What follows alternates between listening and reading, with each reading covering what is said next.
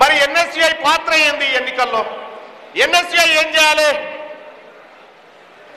NSUI ఏం చేయాలంటే social మీడియాలో రీళ్లు చేయాల్సింది. మనం చేయాల్సిన పని ఏముందంటే ఆ ఐడియాలజీ సంపాదించాలి. ఈ వయసులోనే కాంగ్రెస్ పార్టీ ఐడియాలజీని 10 మందికి పంచాలి, 10 మందికి చెప్పాలి. కాంగ్రెస్ పార్టీ ఉంటే ఈ దేశంలో ఎంత మంచి జరుగుతుందో వివరించి చెప్పాలి సోదరులారా.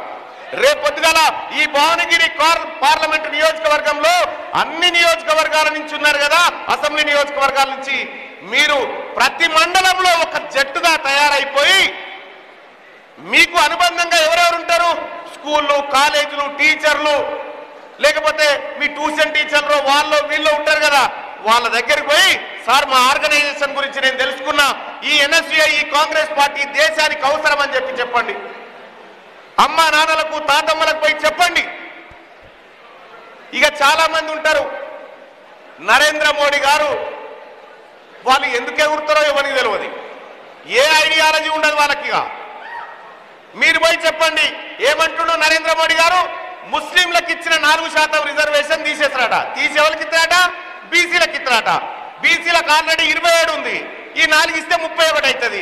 రేపు పొద్దుగాల మన సోదరుడు చామల కిరణ్ గెలిచిన తర్వాత బీసీలకు 50% రిజర్వేషన్ వస్తుంది రాహుల్ గాంధీ రూపంలో. ఈ 50 పెద్దదా 31 పెద్దదా వివరించి చెప్పండి. ఇంకా అంతేకాదు ఉపాధి హామీ కూలిపోయేటోళ్ళ కలిసి చెప్పండి. మా నాయనమ్మనో తాతనో ఎవరో అన్ననో చెల్లెనో పోతా ఉంటారు కదా, కాంగ్రెస్ పార్టీ తీసుకొచ్చింది ఆ పథకం తీసుకొచ్చిన కాంగ్రెస్ పార్టీ రేపు ఉపాధి హామీ కూలి పైసలు 400 రూపాయలు చేస్తారట నెలకు, మాది బాధ్యత అని చెప్పండి కాంగ్రెస్ పార్టీగా. ఇది విద్యాపరమైన ఎన్నిక కాదు కాబట్టి మాస్ దగ్గర కూడా మీరు పోవాల్సినటువంటి అవసరం ఉంది. నాయకత్వ లక్షణాలు అక్కడి నుంచే పుట్టుకొస్తాయి. సమస్య తెలిస్తేనే పోరాటం ఉంటుంది, సమస్య తెలియకపోతే ఏ పోరాటం పుట్టదు.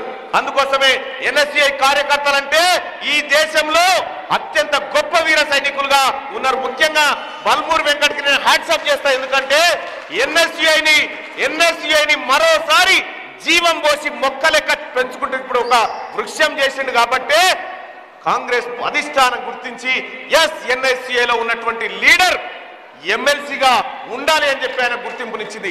రేపు పొద్దుగాల జరిగేటువంటి పార్లమెంట్ ఎన్నికలు, శాసన మండలి ఎన్నికలు అయిపోయిన తర్వాత ఇక స్థానిక సంస్థల ఎన్నికలు వస్తాయి.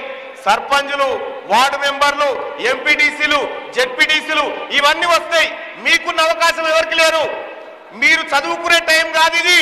సమ్మర్ హాలిడేస్ లో మీకు ఒక ప్రాక్టికల్ లాగా దొరికిన ఈ ఎలక్షన్లు, ఈ ఎలక్షన్ ను పకడ్బందీగా వాడుకొని ఈ ఎలక్షన్ లో కాంగ్రెస్ పార్టీ అత్యధిక మెజార్టీతో గెలిస్తే ఇక్కడ ఉన్నటువంటి ప్రతి ఎన్ఎస్యుఐ కార్యకర్త కాలర్ ఎగరేసుకొని నా పార్టీ గెలిచిందని చెప్పి చెప్పుకోవడానికి అవకాశం ఉంటది.